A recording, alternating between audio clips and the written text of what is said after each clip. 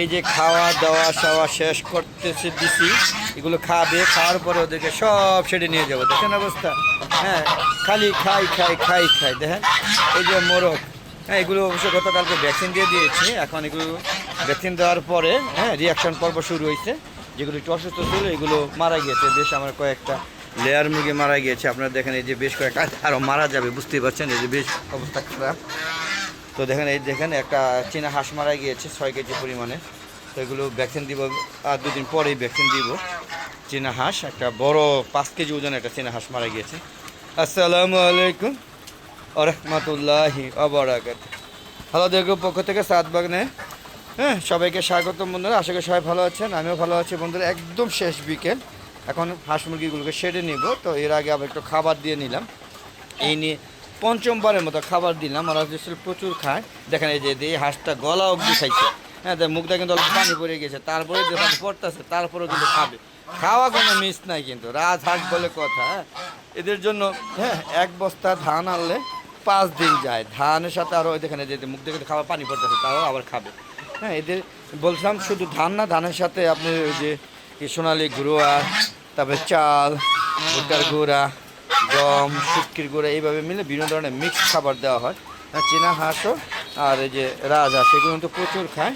হ্যাঁ সেই অনুযায়ী ওরা ডিম টিম পারে না। আসলে এদের জন্য আসলে এই মানে রাজহাঁস আর চীনা হাঁস কিন্তু ছাদে পালার জন্য উপযুক্ত না। তারপরে আমি পালি আসলে শখ করে।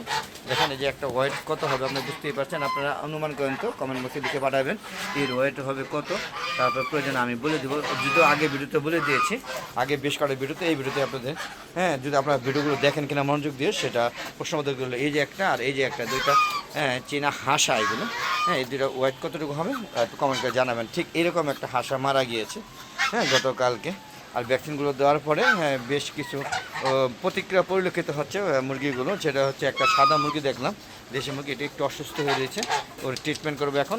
হ্যাঁ ট্রিটমেন্ট হিসেবে লাইসোবিটটা খাওয়াই দেবো, যেহেতু হ্যাঁ মুরগিটা আমি খুঁজতেছি আপনাদের দেখানোর জন্য, পাচ্ছি কিনা। হ্যাঁ পেয়ে গিয়েছে, চলুন আমরা একটু সেটার ভিতরে যাই। এখানে এই যে মুরগিটা, এই যে এই মুরগিটা একটু দুর্বল হয়ে গিয়েছে, একে লাইসোবিট দিতে হবে। এই দেখেন একটু দুর্বল, এই যে দেখেন যে হাঁটা চলা স্বাভাবিক না, এই লাইসোবিট দিতে হবে। আর পাশাপাশি লেয়ার মুরগিগুলো দেখাতে চেয়েছিলাম, সেগুলো চলে একটু দেখানোর চেষ্টা করি। এগুলো অনেকগুলো অসুস্থ হয়ে গিয়েছে, হ্যাঁ এগুলো অনেকগুলো মারা যাবে, টিকবে না। এই কারণ হচ্ছে কি জানেন, এই কারণ হচ্ছে যে এগুলো অলরেডি ভাইরাস ঢুকে গিয়েছে। তো ভাইরাস ঢুকে গিয়েছে, এখন কিছু করার নাই। আসলে এত গরম, এত গরমের মধ্যে হাঁস মুরগি পালাটা খুবই টাফ ব্যাপার। হ্যাঁ বুঝতেই পারছেন, প্রচুর খাবার দিচ্ছি। খাবার গ্রহণ করে যখন যে মুরগিগুলো খাবার গ্রহণ করে না সেগুলো বোঝা যায় অসুস্থ। এই মুরগিগুলো এখন সুস্থ আছে, যদিও ভ্যাকসিন দেওয়া হয়েছে। ভ্যাকসিন পর্যায়ক্রমে 7 দিন পরে হ্যাঁ পর্যন্ত ওদের রিয়াকশান শেষ হয়। তো এই যে দেখেন এখন একটু এটা ভালো আছে, এটা মানে লাইসোবিট দিলে 1 লাখ 7 দিন সুস্থ হয়ে যাবে। হ্যাঁ তো চলুন আপনার দেখাই মুরগিগুলো, বিশেষ লেয়ার মুরগি আজকে একটা মারা পেয়েছে। এখানে আরও বেশ কিছু মারা যাবে, কারণ এদেরকে অলরেডি ভাইরাস ঢুকে গিয়েছে। হ্যাঁ এই যে দেখেন এই অন্ধকার হয়ে রয়েছে। তো চলুন একটু লাইটিংটা করে আসি। এখানে কত মোরগ মুরগিগুলো লাফালাফি করে ওটা অন্ধকার করে ফেলেছে, তো সেটাকে চেষ্টা করি। তো বুঝতেই পারছেন যে এটা কিন্তু আমার হ্যাঁ যে রাজহাঁসের বাচ্চাগুলো, এগুলো বয়স কিন্তু এখন 4 মাস প্লাস হয়ে গিয়েছে। দেখতে পাচ্ছেন 4 মাস বয়স হয়ে গেছে, এটাও 4 মাস। হ্যাঁ এই যে এটা 4 মাস এবং এই দুটো 4 মাস। অনেকে বলবে এটা 4 মাস না, এগুলো আসলে বেটা দেখে এগুলো সাইজ অনেক বড়। এই হলো তখন। তো বন্ধুরা চলুন আগে আমি শেডের লাইনটা ঠিক আছে কিনা সেটা দেখি। যেখানে কারেন্টের লাইন দেওয়া আছে প্রচুর কারেন্ট বিলও যায় আমার। এখান থেকে সম্ভবত কোথাও লাইন ছুটে গিয়েছে, দেখি কোথায় ছুটে আছে। এই যে এখানে ছুটে আসলো, এই যে এখন লাইন চলে গেছে অলরেডি। তো বন্ধুরা চলুন এখানে আমরা দেখি ভিতরে গিয়ে কী অবস্থা আছে সেটাও একটু দেখার চেষ্টা করি। দেখেন সবাই খাওয়া নিয়ে ব্যস্ত, আর সে সেরে যাবে, যে অলরেডি খুলে দিয়েছি। হ্যাঁ খুলে দিব, ছেড়ে যাবে। এটা কিন্তু টার্কি বেটা, হ্যাঁ বেটা 3টা এবার কিনছিলাম, 3টা টিকে আছে। লাইন চলে আসছে, আপনারা বুঝতেই পারছেন। তো দেখি কী অবস্থা, বেশ কিছু মানে অসুস্থ হয়েও যাবে না, এটা ঠিক আছে, সুস্থ আছে। এইগুলো আল্লাহর আমাদের সুস্থ আছে, যদিও ভ্যাকসিন দিয়েছি, এখনও রিয়াকশান প্রবেশ শুরু হয়নি।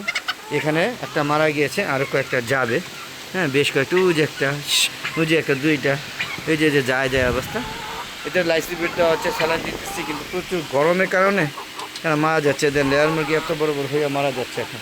হ্যাঁ এখন কেমন লাগে বলেন, এই জন্য ভ্যাকসিন আবার দিয়ে দিলাম। যে ভ্যাকসিনটা দিলে ওরা লাস্টিংটা যা সুস্থ থাকবে আর সুস্থ থাকবে, আর যারা মারা যাবে তো যাবেই।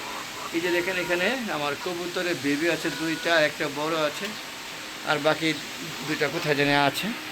তো সর্বোপরি এই ছিল এই আপনার ছাদে আজকে বিকেলবেলা বা শেষ সন্ধে প্রায় সন্ধ্যা, দেখেন আজান হয়ে যাবে কিছুক্ষণের মধ্যে। তো ভিডিওটা শেষ করতে করতে আজান হয়ে যায় কিনা জানি না, তারপরেও আপনাদের দেখানোর চেষ্টা করছি। তো বন্ধুরা পাশাপাশি আমার ছাদ বাগানে কিছু অংশ না দেখালেই নয়, জানি যে কলমি শাক এগুলো কেটে কালকে রাজহাঁসকে খেয়ে দিয়েছে, এগুলো কেটে দিয়ে নষ্ট হয়ে গিয়েছে।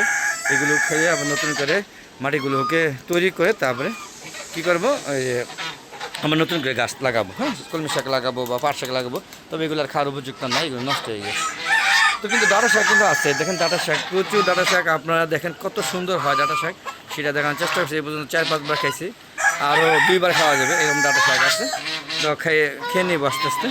পাশাপাশি দেখেন কত সুন্দর ছাদ বাগান, এটা দেখেন প্রচুর গাছ গাছলা, ঢেঁড়স গাছে ঢেঁড়স হচ্ছে, বড়ই গাছে এখন সিজন নেতা বড়ই হচ্ছে, আম গাছে আম প্রায় শেষ পর্যায়ে, এই পাবো নতুন করে আম হচ্ছে। দেখেন দুন্দুল অভাব নেই, ভালো দুন্দুল হয়েছে, আজকে অনেক দুন্দুল পারছে, আরও পারবো ভিডিও শেষ করার পরে। তো বন্ধুরা কেমন লাগলো অবশ্যই কমেন্ট বক্সে কমেন্ট করে জানাবেন। আর এরকম ভিডিও পেতে চাইলে অবশ্যই ভালো দরকার চ্যানেলটাকে সাবস্ক্রাইব করে পাশে বেল আইকনটা ক্লিক করে দেবেন। আর বন্ধুরা ইউটিউব চ্যানেলের ভিডিওগুলো যখনই আপলোড করে থাকি না কেন, আপনারা সাবস্ক্রাইব করে থাকলে নোটিফিকেশন আকারে আপনার ইউটিউব চ্যানেলে চলে যাবে এবং মজার ভিডিওগুলো দেখে সুন্দর সুন্দর মতামত দিবেন, কমেন্ট করবেন। আর এরকম ভিডিও পেতে চান কিনা সেটা কমেন্ট বক্সে লিখে পাঠাবেন। হ্যাঁ, আর বন্ধুরা আমার একটা ফেসবুক পেজ আছে মিজান এগ্রো ভিডিও, ফেসবুক পেজটাকে আপনার ফলো করবেন, ফলো করে তারপর সম্পূর্ণ ভিডিওগুলো দেখবেন, দেখে সুন্দর সুন্দর মতামত দেবেন, শেয়ার করবেন, শেয়ার করে সবাই দেখার সুযোগ করে দেবেন।